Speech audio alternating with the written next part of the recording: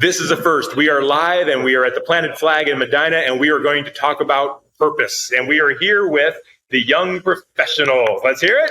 Yeah. They have purpose, folks, and you're about to get an earful of it next.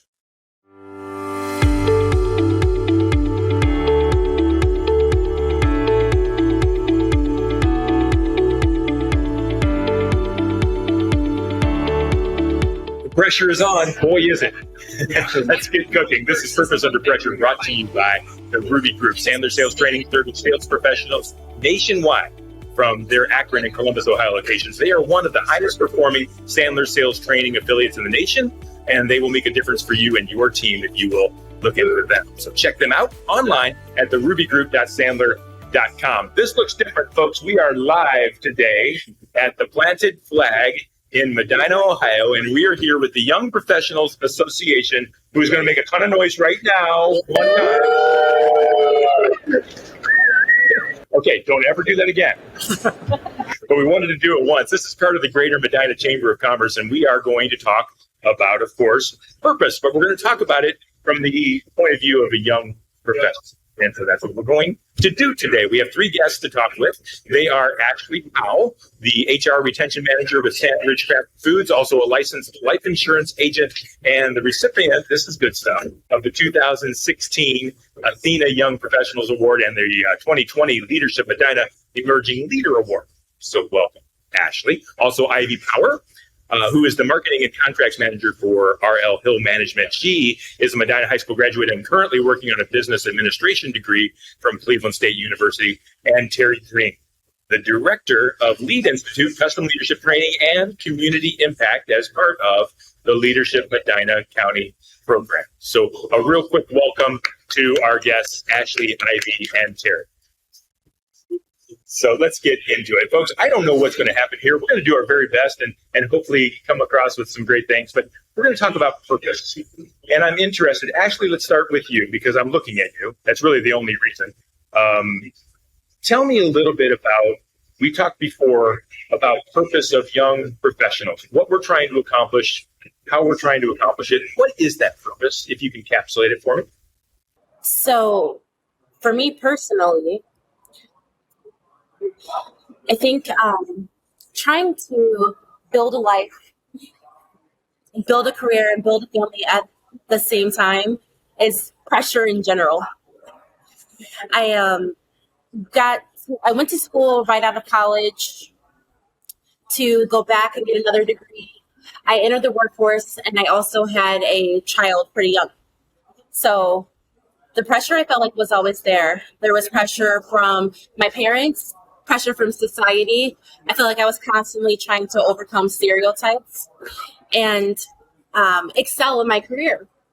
And so trying to do all that while also figuring out who you are as a person can be complicated. And it's important to ground yourself and find out your reason why and hold on to that. So I really appreciate the fact that that's where we're coming from today.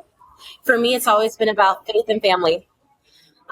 I spent a lot of my younger years trying to figure out who I was. I am not coordinated at all. I'm tall, so people automatically assumed I should be playing basketball. Due to my melanin, people think I should be coordinated and be able to dance. Couldn't do that. Couldn't sing. And so trying to find my purpose was a struggle when the world kept trying to tell me like what that was supposed to be. And what about you, Terri? Do you find that young people see these stereotypes as limiting? Do you find young people limited because people see them in a different way? I think the beautiful thing is that they probably feel the stereotype, but they're fighting the stereotype. And that's what I love about the younger generation is they're all about purpose and they're all about, they're all about change. And Brian, you and I are in the same generation, right? Okay. So we're the Gen Xers. They want to change us. Yeah. Right. But all for good reason, And I think that's what's important is everything they do, they've got to have purpose in. And, you said it earlier, it's like, as long as we're open to it, I think the world that we have ahead of us is, we may not be here, but the world that we have ahead of us is a really great thing because they bring so much purpose to everything they do. And why do we fight that they have that to bring? Why do we in our generation fight that? Why are we the friction? Because, and then I think that's part of what our generation is we're not as open to change. Now, our generation, the Gen Xers, are more open to change than the baby boomers. So when you're, and there are some of the younger professionals have older parents, so they may be able to relate with that. But we're all about keeping things the same. How many times have you guys in your workplace have you heard, well, we've always done it this way? And are you guys just like cringing at the sound of that, right? So I think it's so cool what the younger generation brings to the workplace. Ashley, do you find that the older generation holds you back, that we don't allow you to speak in and make the change that you're trying to make? I think that it's hard to group people together as a whole. I would say that the majority of the people that I've experienced older than me do have that mentality because it's proven, it's tried and true. It's worked for 40, 50, 60 years. So it must be the way to go. And so it does seem to be a harder fight to bring innovation and new, fresh ideas to an older generation. Yeah. And what kind of stress does that put on you? Have you ever found yourself in a spot where you just couldn't do the thing you wanted to do? Is the right thing, but you weren't able to do it because of that pressure that holds you back?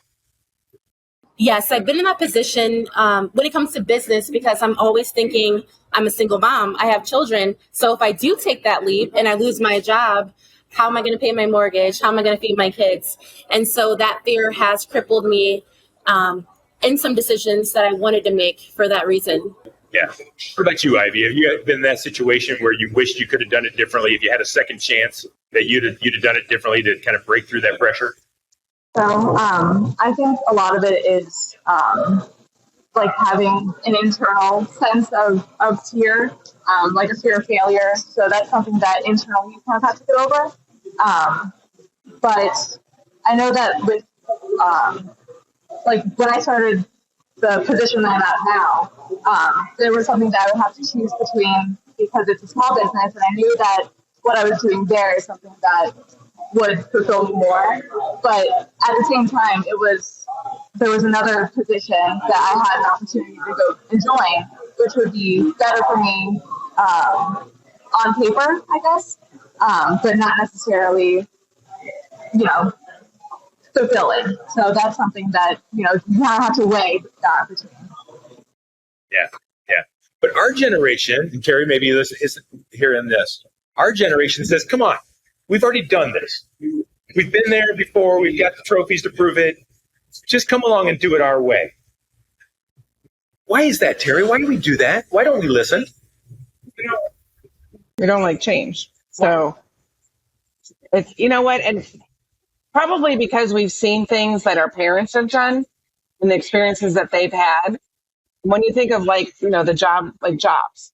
So we've seen our parents get laid off from jobs. We've seen our parents, the baby boomers and the traditionalists were all about, loyalty to company, loyalty to the business and the relationships within the company. And as you go down into the generations, there's less loyalty to the company and more loyalty to ourselves. We're loyal to our careers. They're loyal to their careers. They're loyal to work-life balance. So it's about the loyalties. Yeah. So let's talk about that, Ashley and Ivy. Let's talk about the idea that there's the corporate world that expects revenue and profit and stocks and success.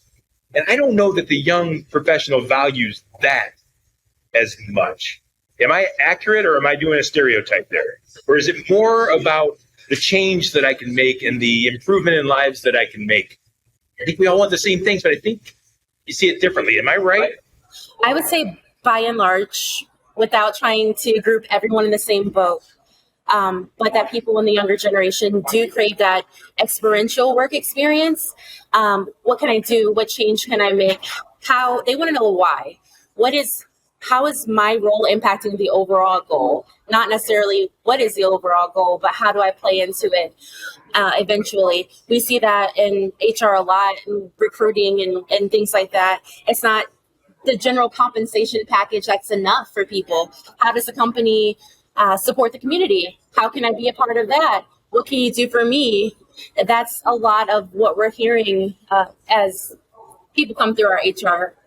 So, Ashley, help me with this. You have a purpose in life. You know what you want to accomplish in life. You're an HR director. How do you accomplish your purpose in a corporate world with a corporate job? How do you meld these things? I think that's how we're going to grow together, is we're going to figure out how to meld this. How can you accomplish your purpose as an HR director? What I understand is that companies can't work without people. And there are some people who have been there, especially in the manufacturing world, who understand that we have to fulfill customer needs. We have to make sure the product gets out. And in order to do that, you need a wide variety of things. And so I think the more that me, myself, or other people can pitch how their personal purpose can impact that, the more that it becomes understanding. And it almost needs action. You almost see it proof. And the moment that they realize that your purpose and your passion actually does create that productivity, that's when I think it starts to melt and to blend, and then they support that. But it does take time, and it does take proof. And so sometimes you do have to take a risk and a leap. But then I think it does eventually pay off. Another thing is to set boundaries. So if I'm expected to work 40 hours a week and I'm not getting that fulfillment during that 40 hours of my career, then I'm going to have to use other times to do that. Sometimes taking a lunch is hard, but during that 58 minutes that I have on my lunch break, I might need to do something that's personally self-fulfilling if it's taking too long to get that through the traditional corporate path. Yeah. Ivy, do you find that in your role, you're not actually able to express your purpose and do the things you want to do because the corporate world wants a certain thing? And if so, how do you combat that? I think in my role is pretty straightforward in terms of what I need to do. And I think that that's something that plays a role that I guess people my age don't really necessarily have a good handle on. Is that sometimes your job is just your job. And you kind of have to look deeper and find out where your purpose within that is. So within my role, it's like I said, it's straightforward. I have a product to produce and I have to get it where it needs to go. But deeper, further than that, it's helping the business that I'm working for, develop. It's helping it grow. I work for a small business, so what I do is important. And I think that that's just something that gets looked over a lot, especially in larger corporations. I know that a lot of people my age, they don't feel seen, they don't feel heard when they're working for bigger corporations, and they have a hard time placing the importance of what they're doing or the purpose of what they're doing within that environment. Yeah. So who has the onus here of change? Is it the corporate that has their path and what they're trying to accomplish, and you got to do it my way? Or is it you that has to figure out a way to accomplish the things that young people are trying to do, which is amazing, even in a corporate world? Whose job is it to give? I think that's the professional, the young professional. The young professional's role to give a little bit in order to gain. Yes. Yeah, I think they need to kind of look deeper and figure out what is motivating you. I feel like a lot of people see a job as, it's just the thing that I have to do. It's something that I need to do to get by. It doesn't matter if I like it or not. And then they get stuck in this rut where they don't really, they don't have motivation to do what they're doing or even to find what their purpose is. They don't have the motivation to do that because they think it's in a box, it's contained, it's something that they don't really have the room, I guess, to explore further.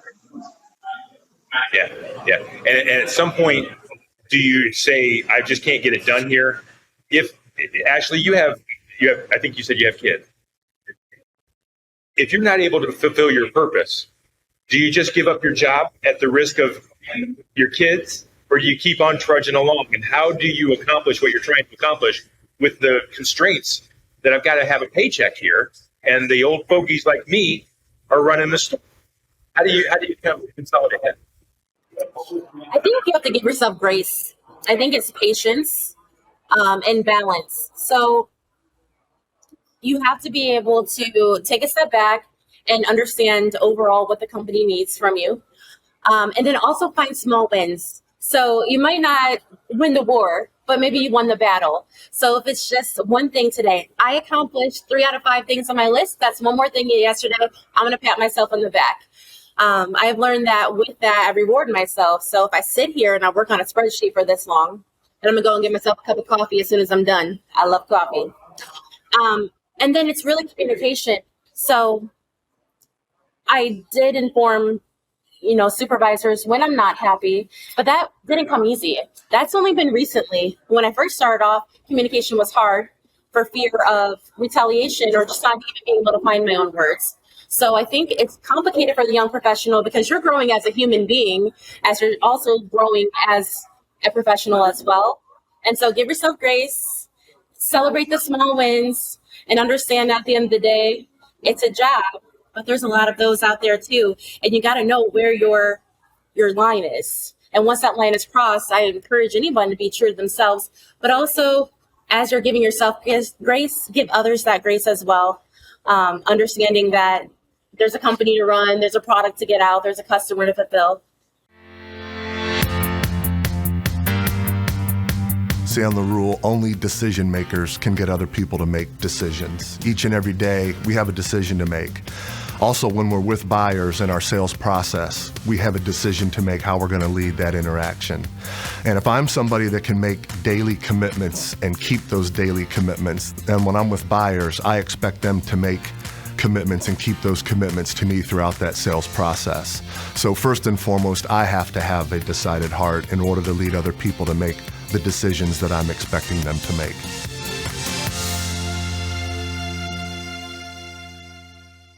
See, I love this. And Terri, we're going to talk about one thing in a second, but I've heard a lot about you got to go find what you love. Find what you love, find your passion, and do your work. Unless you're, like, if I'm an artist, it's hard to make money. If I'm a drummer, there's only so many rock bands, right? It's hard to find passionate jobs that are going to pay you to do the things you have to do. So you have to find your purpose in your work and realize that it's 8 hours a day that you're working, but 8 hours that you're home with your kids and 8 hours that you're sleeping. It's actually more time being yourself than it is at work. So what do we need to do to allow this next generation to impact us properly in the right way? Where do we need to give, what's on us to make this work really well? We need to listen to them. We need to listen to them. Yeah, we need to listen, because if we don't, then they're going to leave. I mean, I remember when I was in college and they said, and I'm 54 years old, and they said that you will change careers 7 times in your career lifespan. And with the younger generation, they're gone within a couple of years. If you are not giving them purpose in their job and you are not listening to them, then they're going to move on, and you're going to have turnover that you don't even know how to handle. And that's what we're seeing today. And I want to say that's on us. That's not on them. We as employers get mad because they leave. Yes. They leave because we're not giving them an opportunity to do their purpose. We're not respecting what they value. We're not respecting, and that's truly what it comes down to, is that we're not respecting what they value in work and in the culture of work. What do you see that you're proudest of? You work with a lot of young people and develop young leaders through Leadership Ashland. I did not do that. I do not take ownership for that. What do you see as a common denominator that you love that we overlook in this young professional and this next generation? That their willingness to be innovative and make change. And if we as older adults do not respect their voice, then they're going to leave us. And it's interesting when you truly do sit down and you listen to them, it's amazing what they bring to the table in terms of innovation, changes in the workplace culture, and just they're all about this work-life balance, but they work to live. And I think that is just, we could take a lot away from that, because we have given so much of our time to work, 40 hours a week, 5 days a week, there's just no balance there. And to Ashley's point, they're trying to balance what we balance, but their values are different. So they're struggling. There's more pressure on them because of what they value. Ashley and Ivy, you have you have values and you have purpose and you want to accomplish certain things. You've got one life to do it. What scares you? Is there anything that scares you that I'm not going to live up to what I'm meant to do? What scares you? This will be the last question that I ask, and we'll start to get to the end. That reminds me of a poem about it's a fig tree, and it's a girl that's sitting under the fig tree, and she's looking up at it, all these figs that she wants to eat. She wants to eat all of them, but she can't. She can't make a decision, and all the figs fall down, and now she can't eat any of them because they're on the ground and they're rotting. And I think about that a lot when I think about all the things that I want to do within, professionally and personally. And I'm always saying that there's not enough hours in the day to get everything done. And so sometimes that puts a fear in me, and I get hung up on that. But you have to take a step back, and that was something that I talked about earlier. Which stepping back sees the bigger picture. So I think that it's really important to regularly check in with yourself, figure out where your priorities are, because they're ever changing. So I think that doing that regularly and checking in with yourself takes away that fear a little bit of not being able to do everything. Actually, what about you? What scares you? Yeah, I would agree with a lot of that. I would say I'm less fearful now today than I would have been 3 years ago, but that comes with experience. So I was at a job for almost 8 years, and I couldn't imagine leaving. My values were tested, and I made a decision, and I left. And then I survived, and then I thrived, and I didn't think that would happen. And so I think the longer that you live, the more experiences and risks that you do take, that you realize you're going to be okay, the more that fear goes away. And just trying and just doing it. I liked what Christy said earlier when we were having an open group discussion about you can be afraid or you can fly. But the purpose is you're not going to know unless you try it. So fear does sometimes hold me back from making those decisions. Brian, you and I had a conversation earlier this year at Cool Beans, and you encouraged me, just do something small each day. So I'm going to repeat that. I'm giving proper credit here. If you just put yourself out there and try and do it, I think that the fear almost starts to subside. Yeah, good for you. And what you just said makes me feel, and what I mentioned to you guys before about just shipping things, the conversation that we had, that one conversation, didn't generate $1 for anybody. Have the conversation. Help people and listen on both sides. And that's really cool. Guys, this has been amazing. And I just can't, I wish I was younger. I feel younger. I'm not younger. I'm 56. And I feel it in my bones, but my spirit is young, and I'm with you. And I thank you for everything that you're doing as a group, and all of you around the table as a group of young professionals trying to move things forward. I know we make it hard. I know we do. And I don't think we're going to stop. We keep on pushing, because the onus, I believe, is on you. I think the onus is on you to break through this and others like other old folks, old fogies, right? Break through. Don't let us tell you you can't do it. Don't let us tell you you're doing it wrong. Show us how to do it right, and we will do it right, Terri. We'll do our best to listen if we can.